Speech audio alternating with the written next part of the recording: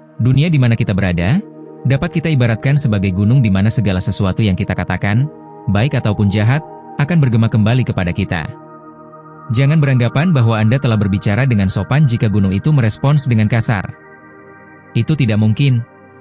Bagaimana bisa nyanyian merdu seekor burung bulbul dapat bergema kembali sebagai koko kasar seekor burung gagak?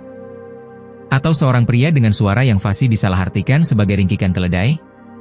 Anda bisa pastikan, jika Anda mendengar suara meringkik, itu adalah suara Anda sendiri dan bukan suara dari binatang.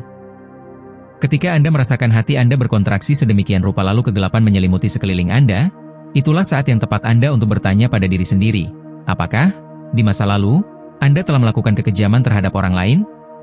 Meskipun Anda mungkin tidak mengingat detailnya, Anda tahu bahwa Anda pasti telah melakukan tindakan mengerikan dalam hidup Anda, yang mungkin tidak Anda sadari sebagai kejahatan. Entah apakah Anda melakukan hal-hal buruk ini karena ketidaktahuan, atau Anda bergaul dengan teman-teman yang salah, hingga Anda menganggap dosa sebagai hal yang biasa bagi diri Anda, dan Anda gagal melihatnya sebagai sesuatu yang salah. Ingatlah, semua sifat buruk seperti kekejaman, kecemburuan, kebencian, keserakahan, tak berperasaan, dan juga kesombongan, ada dalam diri kita semua.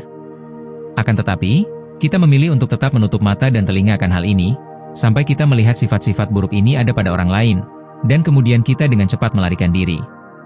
Sampai saat ini, kita hanya tersinggung pada diri kita sendiri dan mengingkari sifat sejati kita.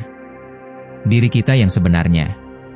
Ketika Anda secara tiba-tiba merasakan kegembiraan di dalam hati Anda tanpa ada alasan yang jelas, ketahuilah bahwa di suatu tempat, di suatu waktu tertentu, Anda bisa jadi telah membawa kebahagiaan bagi seseorang. Demikian juga, jika Anda tiba-tiba merasakan kesedihan menyelimuti hati Anda, itu karena, pada suatu waktu dalam hidup Anda pasti pernah menyebabkan kesedihan bagi seseorang.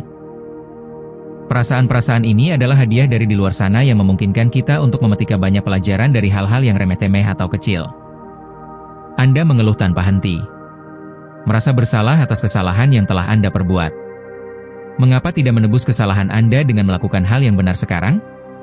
Tindakan-tindakan jahat Anda mungkin tidak akan pernah menyentuh ilahi. Tindakan-tindakan jahat hanya bisa menyakiti Anda.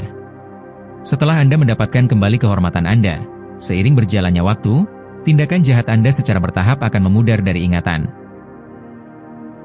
Untuk menemukan tujuan hidup Anda yang sebenarnya, Anda harus melucuti ego dari keinginannya yang tak pernah terpuaskan, hingga Anda dapat membebaskan diri Anda dari penjara gelap keterikatan. Orang bijak dan orang suci mencintai semua orang dan melihat segala sesuatu di dunia ini sebagai sesuatu yang baik hanya karena mereka tidak ingin membiarkan satu pikiran kasar menodai kemurnian kesadaran mereka. Menunjukkan sikap sopan santun dan rasa hormat kepada orang lain adalah hal yang mulia, tetapi penting juga untuk mengetahui di mana dan kapan harus mempraktikannya.